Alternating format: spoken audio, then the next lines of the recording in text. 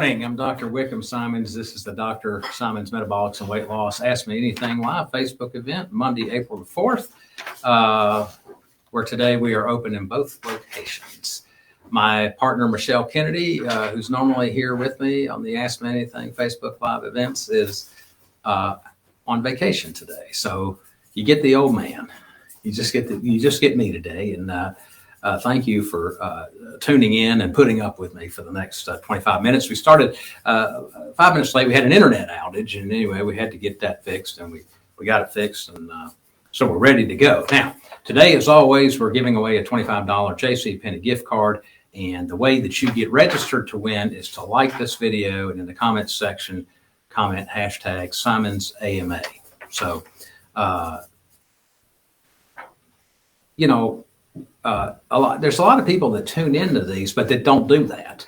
And so, you got a pretty good chance of winning if you just would enter, right? Because not a ton of people bother to enter. So anyway, hashtag Simonds AMA in the comments section. Make sure and like the video, and that'll get you registered to win. And we'll draw the winner and announce it before the end of the program.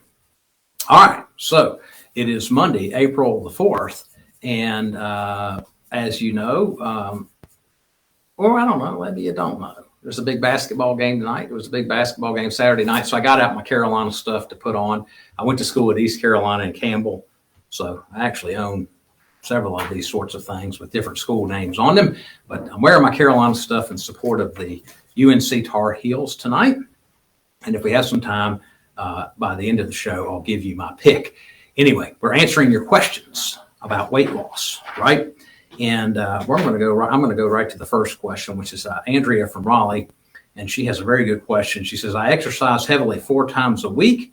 Do I need to add some carbs into my diet? And if so, what type of carbs? So really like this question because, when I talk about low carb diets and ketogenic diets, there's kind of an assumption there that you're not doing any sort of heavy exercise.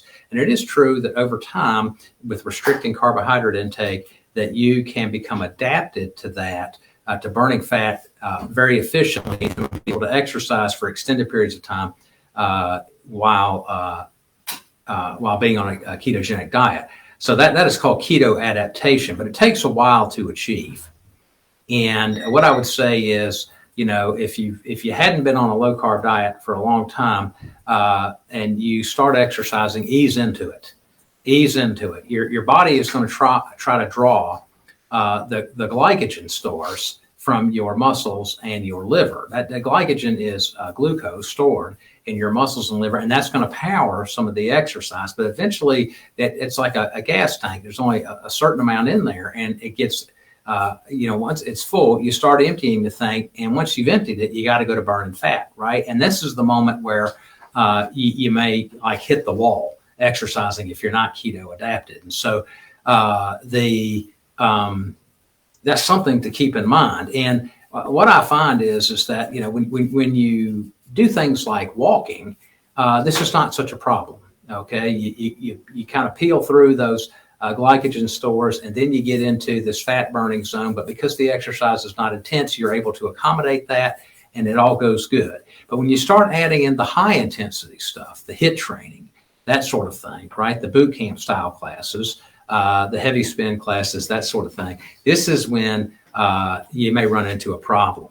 And so the one time that I'll tell people that having some more carbs is okay is in this scenario right around the time of the exercise, either right before it starts and then right after it's over. See, right after it's over, what's going to happen is that you're going to restore, your body's going to want to restore that glycogen. So if you have a very slowly digesting carbohydrate, like a half of a green apple with a little bit of peanut butter on it, your body's going to take the sugar that's in there, and it's going to restore that as glycogen. It's not going to promote this fat storage response. So you don't need a lot, but it does kind of matter. And so if you're 5 times a week doing heavy exercise, you may find on those days you got to do, say, 50 or 75 grams of carbs in a day to be able to not feel totally gassed.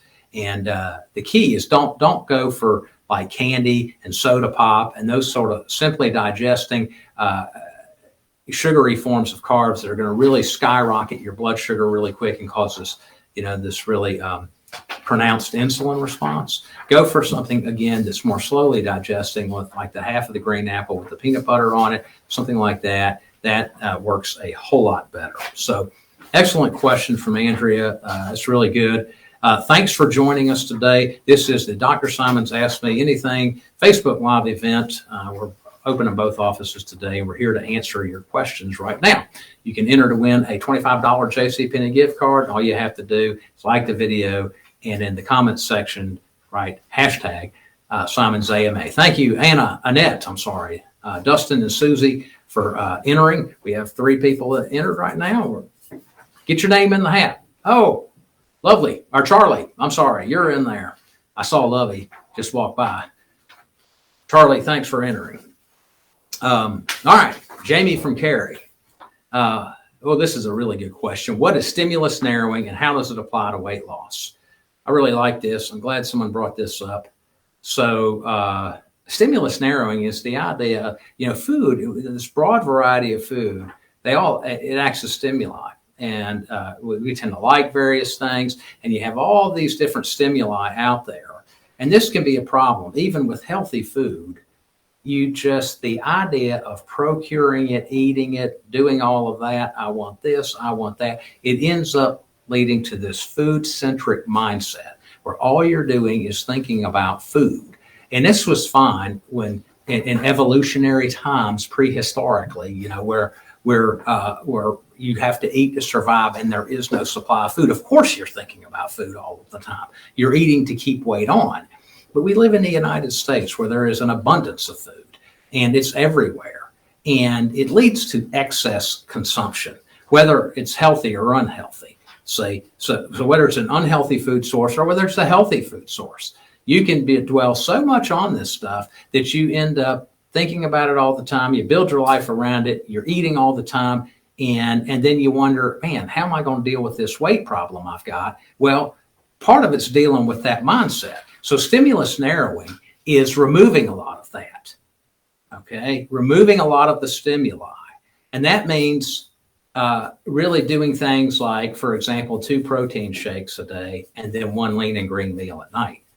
You see, that removes, now you've taken a lot of stimuli out of the picture, and you're there doing those kind of 3 things, and there's not a lot of choice involved. You've removed a lot of the stimulus. And I think a lot of us, if we honestly looked in the mirror and had to admit, we would admit that we need some of this stimulus narrowing, right? So the comment I will frequently hear is, well, what do I do about variety? To which my question is, why is variety such a good thing when we're overweight?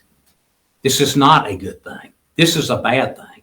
It would be like saying to your spouse, well, there's not enough variety here. I think I'll go cheat with a few other people just because, you're getting old and whatever. That's insulting, right? The idea of sticking to something, whether there's a lot of fanfare in it or not, it often works in life. And so this is a good concept here of the idea that I would eliminate a lot of things that could get me in trouble. I mean, I'm the kind of guy to go to the grocery store and buy the whole rib roast because I'm getting a deal on the ribeye at $7.99 a pound if I buy the whole rib roast. But now I feel obligated to eat a bunch of ribeye steaks when all I need is a 6-ounce ribeye steak to satisfy me, you see. Okay, so maybe it's not a good idea for me to have that kind of stimuli. And instead, I know, okay, look, protein shake for breakfast, protein shake for lunch, lean and green for dinner. That's it. You see, that's it. Now it takes all that off the table. I don't have to do a lot of thinking about it. I don't have to buy a lot of stuff, and the problem's solved for me, and I lose weight.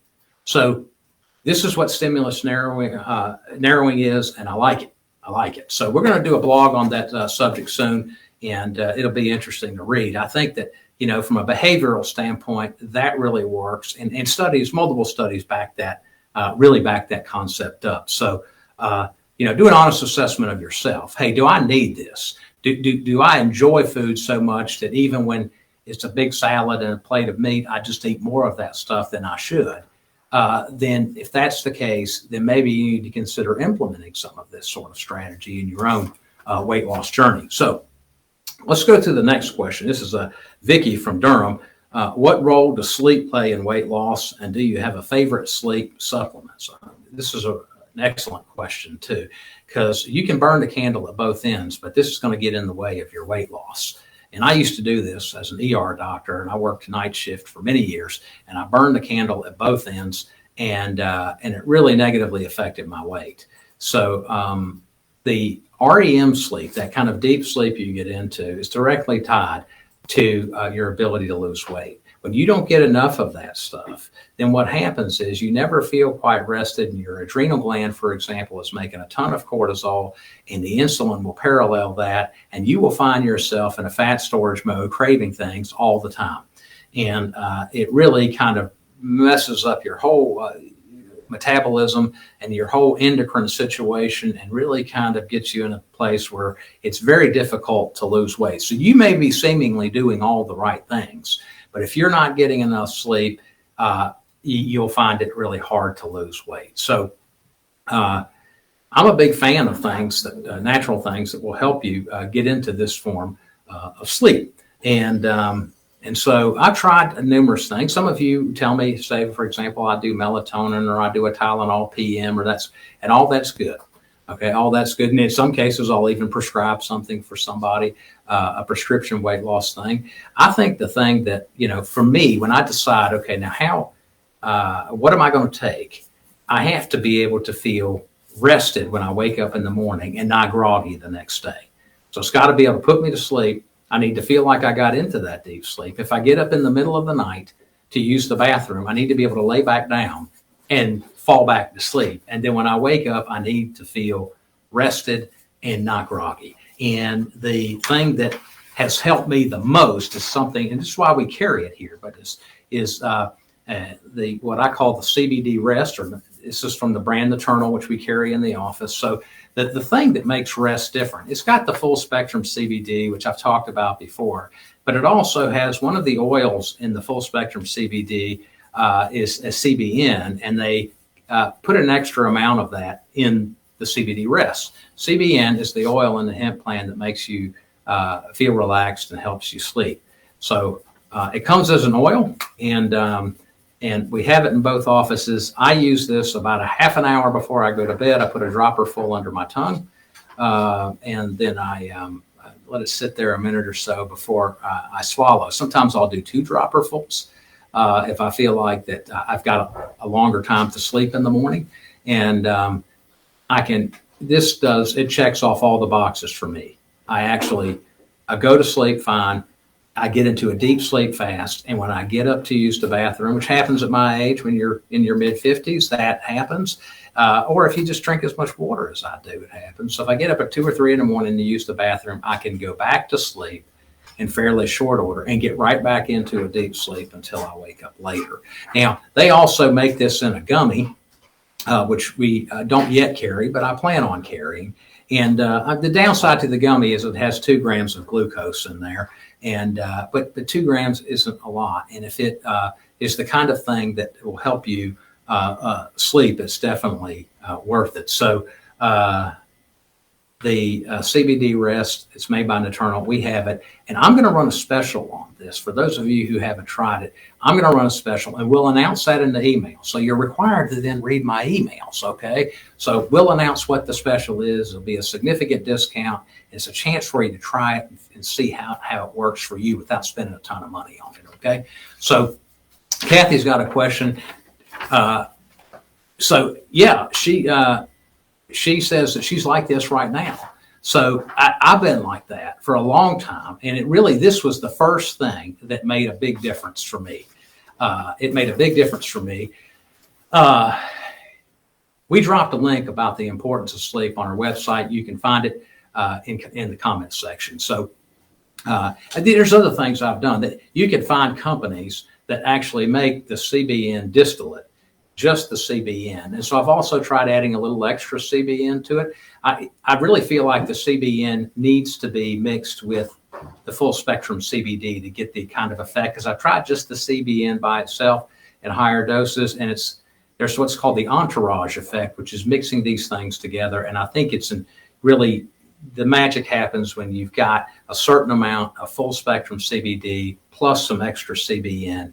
So it's a mixture of all those oils, and that entourage effect is real. So, I would encourage you, these are natural things. They come, there's not, unless you're drinking like a gallon of the stuff at a time, which is ridiculous, right? I don't imagine there's any toxicity involved. So, I don't worry about that. If you want to experiment a little bit with this stuff, it won't make you high or anything like that. The idea is I want you to experience a good night's sleep, and I know that it'll help you lose more weight. You'll end up eating less food, you'll feel more rested, and your body will work correctly. And that's kind of a key thing. So, all right, with that, let's go on to Margaret from Wake Forest, who has the following question. How can I teach myself to only eat when I'm hungry? I have the habit of snacking throughout the day, even when I'm full, right? So this is a real good question. It's the difference between psychological hunger and real hunger. And then from a behavioral standpoint, how do I bring that psychological hunger stuff under control? Real hunger is, hey, my blood sugar's low. I haven't had enough to eat in however many hours it is, and now I'm very weak and I need something to eat, right? That's true systemic hunger, and you should eat in response to that, right? This is what humans do. Now, the psychological hunger is, hey, I just crave something. I want something. I want the texture, taste, feel of the thing. That's psychological hunger. And a lot of times that happens in the evening, so tonight will be a good example. Many of you will have dinner tonight, and then the ball game will come on. And you'll feel obligated to get out a bowl of pretzels or some chips or something and drink some soda pop or beer or wine or whatever it is. See, that's what we've done our whole life, and it's ingrained in our psychology. And so, that just starts speaking to you at 9:20 tonight. Hey, where's the chicken wings? Where's the, whatever it is, right? That you normally do in that setting. And it's not because you're really hungry, because you just ate dinner a couple hours before, right? So it's that kind of snacking. So this can take place all throughout the day. And you have to ask yourself, hey, is this psychological hunger or is it real hunger? And I think you need to ask yourself that every time that you want to go eat something. What am I doing this for? What problem am I solving here? So you have to use a little more of the left side of your brain, which is the logic side, right? You want that side, and you want that working good when you make a decision about what you're going to eat or drink and what you're not going to eat or drink. So you got to ask yourself that question. Now, this ties back to the stimulus narrowing. This is why stimulus narrowing is a powerful tool, because it takes all of that stuff out of there.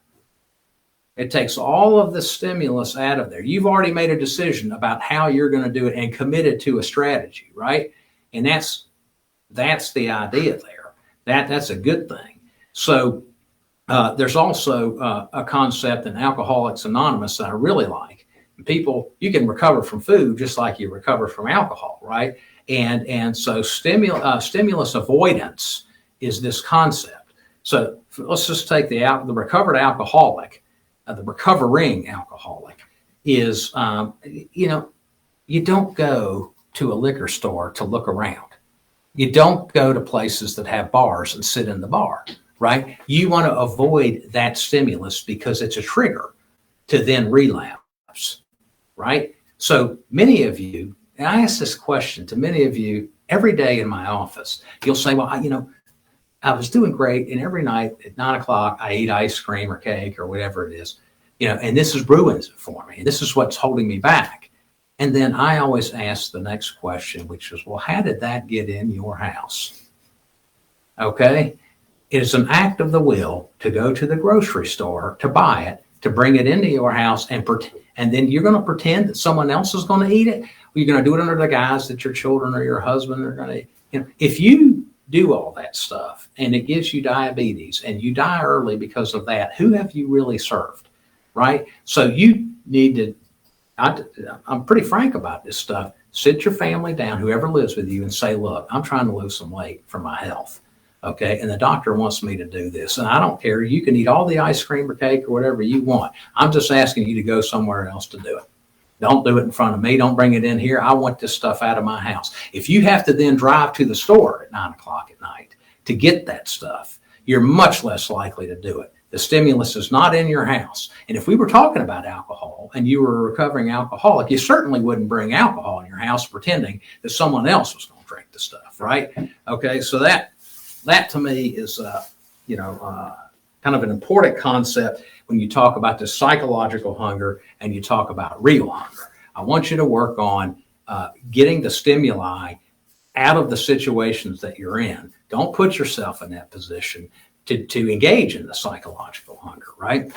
There's a lot of things. I'd love to have a pizza at 9:00 at night on many nights, but you know what? I'm not calling an order. I'm not going to drive down anywhere to get it.